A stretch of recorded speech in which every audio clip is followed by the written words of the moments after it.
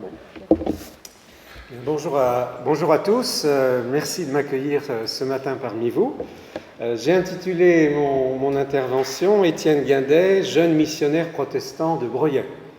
Alors, rentrons dans le vif du sujet pour découvrir à la fois un parcours banal, un Charentais, originaire de Breuillet, mais qui va aussi avoir une existence quand même très très particulière. Je vous le ferai découvrir au fur et à mesure pour vous donner un petit goût d'aventure. Voilà, on va vous dire déjà tout de suite ce qui s'est passé. Son parcours. Donc il naît à Breuillet en 1839, dans une famille protestante réformée et pieuse, engagée dans la paroisse, propriétaire cultivateur, on dit relativement aisé. Il est mentionné aussi que son père était saunier, donc à l'époque c'était assez classique d'être à la fois cultivateur et saunier. Propriétaire d'une propriété, là les gens de Breuillet vont situer tout de suite, au Candé, c'est-à-dire pas loin du cimetière actuel, je crois. Il est le deuxième d'une famille de trois, une sœur Claudine, l'aînée, qui va devenir, je cite des noms pour les gens de Breuillet, qui va devenir Charrier plus tard, et dont j'ai trouvé une descendance en la personne de Rachel Guibert, épouse de Montagne. Voilà. Et puis un frère cadet, Lucien, qui va se marier avec des familles Méchain. J'ai vu qu'il y avait des Méchains, voilà donc les branches. Personne sur Breuillet ou dans les familles connaissait l'histoire de ce missionnaire ou n'avait même souvenir qu'il y avait eu un jeune missionnaire protestant partant de Breuillet. Il est le catéchumène du pasteur Jean Vincent, qui était pasteur à Mornac, parce qu'à l'époque, Breuillet était avec Mornac, donc je pense que Breuillet a beaucoup circulé d'une paroisse à l'autre. Et ce pasteur Vincent, Jean Vincent, dont il a été son pasteur, était connu dans la région pour être un pasteur dit du réveil. Vous savez que au XIXe siècle, le protestantisme français a été fracturé en deux tendances. La tendance qu'on dirait aujourd'hui orthodoxe, mais pas au sens orthodoxe religion, mais on dirait aujourd'hui évangélique, donc quelque chose de plus confessant. Et puis une tendance libérale qui essaye de moderniser l'expression de la foi chrétienne en s'appuyant sur la raison. Ce pasteur Jean Vincent, qui l'a beaucoup marqué, de Mornac, était un des membres actifs de ce qu'on va appeler à l'époque les conférences des Deux Charentes. Conférences des Deux Charentes qui, au moment du réveil du XIXe siècle, rassemblaient des chrétiens de la région de Charente nombreux, sous forme de conventions, sous l'égide, c'est quelqu'un aussi qui me parle, puisque je suis plus ou moins apparenté avec lui, sous l'égide d'un évangéliste laïque de Saintes du nom de Lucien Déménard. Mornac et Breuillet, à cette époque, étaient un lieu fervent d'engagement, et ces conférences de Deux Charentes suscitaient des rencontres annuelles, importantes, conséquentes, et demandaient aux personnes, durant l'année, de se retrouver dans des groupes pour prier, pour lire la Bible, pour chanter. Et c'est dans ces milieux-là, il le dit dans une de ses prédications, qu'il a la vocation au service, à l'engagement dans l'Église, alors qu'il a 18 ans. Ils se sont appelés à servir l'Église, il ne sait pas encore trop comment.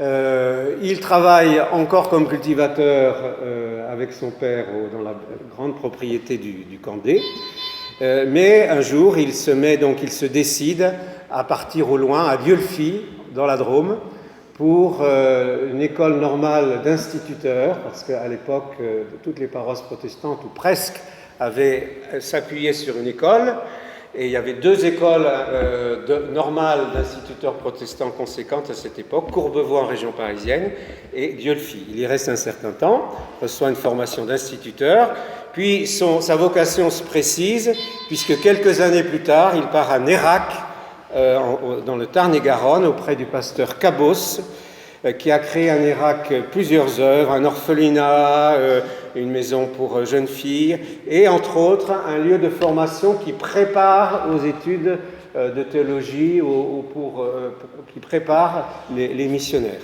Il y reste un certain nombre d'années, et c'est ce pasteur Cabos qui va le recommander à l'école, cette fois-ci de la Société des missions évangéliques de Paris, qui se trouve à Paris, à Passy, Il se trouve que j'ai été pasteur à Passy, que je vois très bien la maison qui correspondait à cette école de formation. Il y reste 3 ans. C'est une école dirigée, je cite quelques noms pour certains, par Eugène Casalis, qui est aussi une grande figure des missions protestantes, qui revient tout juste du Lesotho, le Lesotho étant un champ de mission des églises protestantes de l'époque. Et c'est un peu les missions protestantes qui ont fait en sorte que ce pays de Lesotho se constitue en pays, parce que voilà, il y a une histoire très, très curieuse. Mais il ne va pas partir au Lesotho. Je passe sur cette formation et là, je rentre dans une chronologie très précise et qui va être très rapide et qui va s'accélérer. Il y reste 3 ans, donc 21 novembre 1866, un PV indique qu'on lui fait passer un examen médical tout particulier pour s'assurer qu'il est en bonne santé, suffisamment en bonne santé. Cela pour 2 raisons. D'une part, parce qu'on pense l'envoyer au Sénégal. Au Sénégal, le climat est très rigoureux. Les missionnaires envoyés ont déjà souffert. L'un vient de mourir, il est resté 6 mois, le pasteur Loga, le missionnaire Loga. Et donc on s'assure qu'il a une bonne santé. Et puis on nous dit qu'il n'était pas forcément d'une santé très, très, très robuste. Il passe cet examen. Et puis un autre examen suit, l'examen des études, bien sûr, le 30 janvier 1867. Cet examen est réussi. On mentionne que sa prédication est bonne à la fois sur le fond et sur la forme. Donc c'était le dernier examen, c'était passer une prédication en bonne et due forme devant un public exigeant et critique. Je continue. 30 janvier, le 10 mars, consécration dans le grand temple, le plus grand temple de Paris, dans l'oratoire près du Louvre.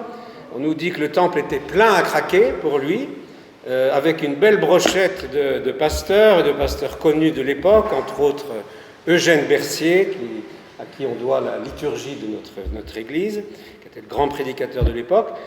C'est le pasteur d'Ombre, qui est aussi une figure importante à l'époque, qui prêche sur le texte « Être pécheur d'hommes », Luc 5. Et on a une longue allocution d'Étienne Guindet, parce que tous ces textes, on les a par le journal de la Société des missions évangéliques. Une longue prédication d'Étienne Guindet qui nous révèle un peu son état d'esprit. Vous voyez, je parle vite parce que je ne sais pas combien de temps j'ai compris qu'il ne fallait pas dépasser 11 minutes. Un extrait de la prédication du pasteur d'Ombre, complètement d'actualité. Oui, en face de l'égoïsme et du matérialisme contemporain, en face des habitudes de bien-être de cette génération énervée, en face de la recherche de soi-même, de la mollesse et du relâchement qui règnent jusque dans l'Église, il est bon que des hommes s'arrachent aux douceurs de la civilisation, aux aises les plus légitimes de la vie, pour aller annoncer au loin l'évangile de Jésus-Christ. Partez avec confiance, pécheurs d'hommes vivants. Voilà, il termine sa prédication de cette manière-là. Et puis, je me permets de vous lire un extrait de l'allocution prédication de notre Étienne Guindet. « Je dois vous dire les motifs qui me portent. Ce n'est certainement pas affaire de tempérament ni de goût. J'aime la vie sociale. Je tiens à la France par toutes les fibres de mon être. Et si je n'écoutais que mes sentiments pour elle, je ne la quitterais pas pour aller m'ensevelir dans un pays où je n'aurais peut-être que privation et souffrance. Si j'étais entraîné par le goût des voyages, je m'adresserais à d'autres que vous et dirigerais mes pas vers des climats moins meurtriers. Le seul désir qui m'anime, c'est le besoin de travailler à l'avancement du règne de Dieu. » Et puis il termine son allocution. Il se recommande aux prières de l'Assemblée. « Je ne vous ai pas parlé de ma famille qui m'aime au-delà de toute expression. Je ne vous ai pas parlé d'une mère qui depuis longtemps ne cesse de pleurer à la pensée que nous allons nous séparer pour ne peut-être plus nous revoir. Priez pour ma mère, parce que son père était décédé.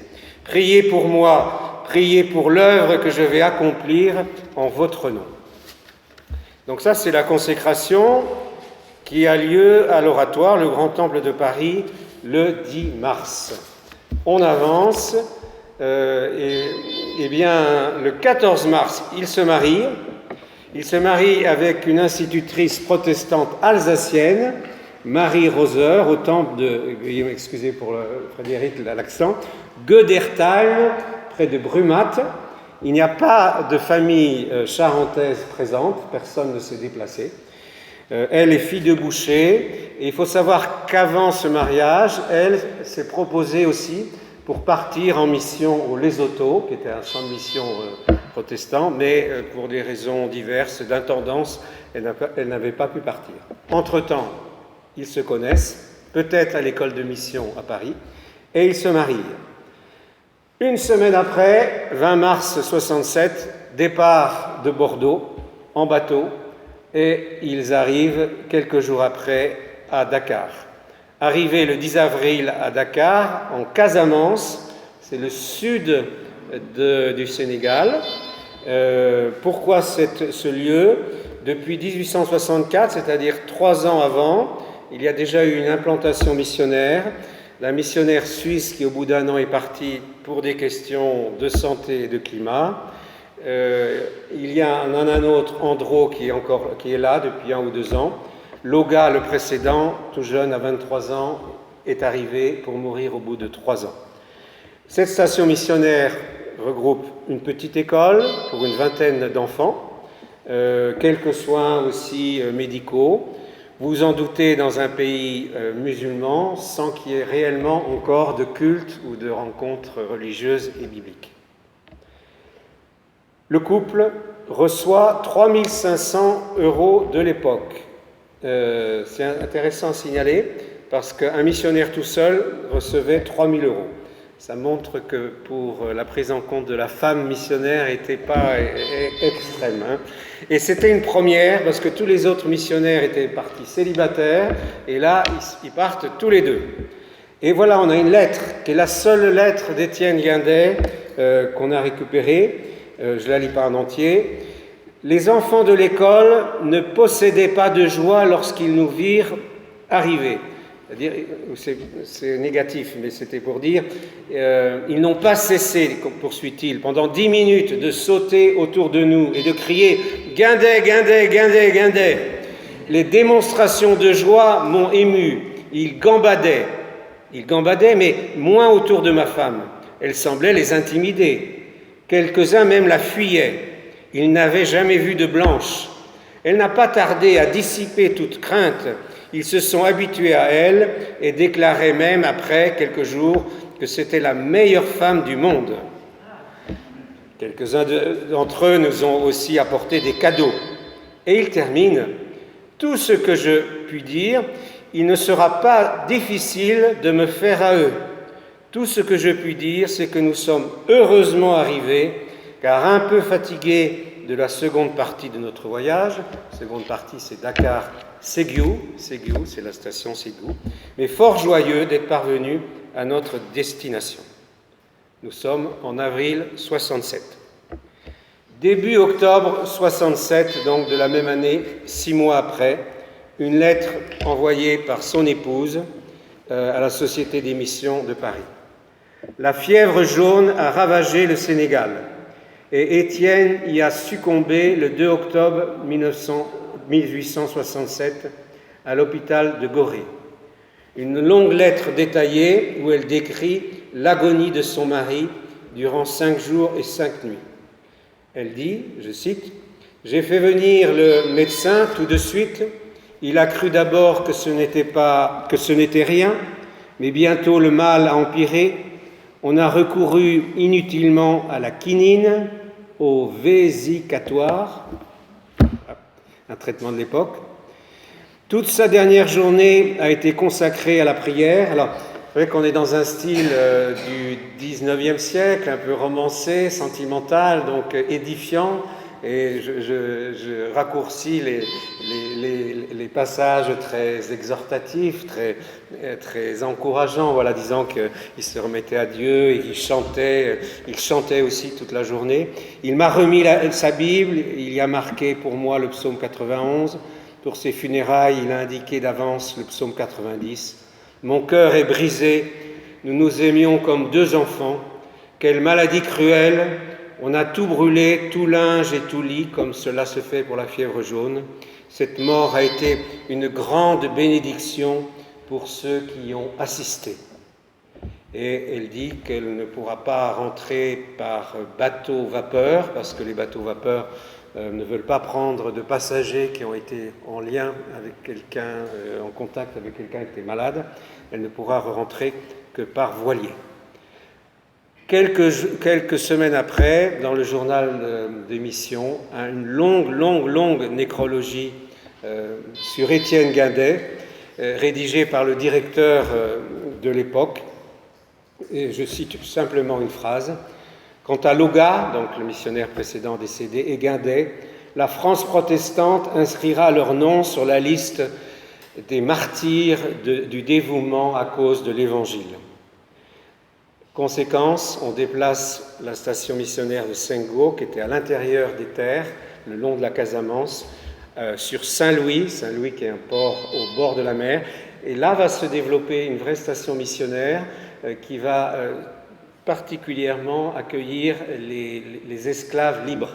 Et on va se retrouver, la station missionnaire protestante va créer en quelque sorte un village de protection pour les esclaves libérés de leurs esclavages. Le devenir de son épouse, alors on a du mal à savoir la suite, parce que je me dis, mais peut-être qu'il y a des descendants.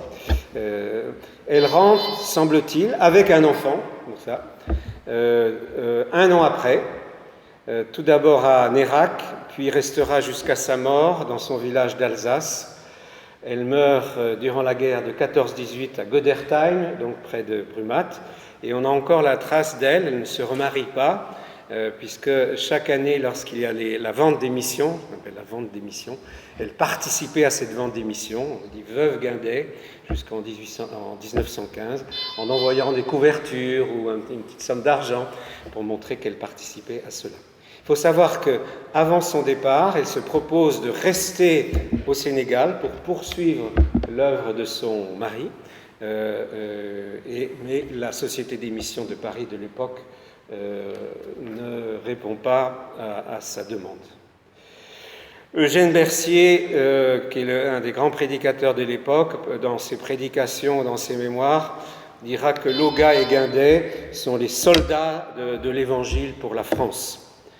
Et si vous regardez le site de l'Église protestante du Sénégal, parce que cette Église, il y a eu des fruits, puisqu'il y a bien une Église protestante sénégale qui est le fruit du travail de ses premiers missionnaires, eh bien, dans l'historique, on cite Loga et Guindet comme les héros de la foi, comme vraiment les premiers martyrs de cette Église. Chose intéressante, Loga, qui est décédé quelques mois avant lui, a un mausolée. Donc effectivement, il y a une photo, j'ai vu. Guindet, Étienne Guindet, on ne sait pas. Donc un parcours de vie et de foi, somme toute, un peu ordinaire. Voilà, une vocation dans un milieu protestant, charentais, agriculteur de Breuillet, qui l'amène au loin. Et puis un itinéraire de foi dramatique, puisqu'il se termine au bout de 6 mois de présence au Sénégal, par sa mort. C'est Jean-François Zorn, donc, qui cite dans son histoire de la Société des missions de Paris, mais par une ligne, Loga et Guindet, mais pas plus. Et dans l'histoire locale, comme dans l'histoire charentaise ou l'histoire du protestantisme, ils sont totalement oubliés. Il n'y a pas, dans les familles, personne n'avait souvenir de cette histoire.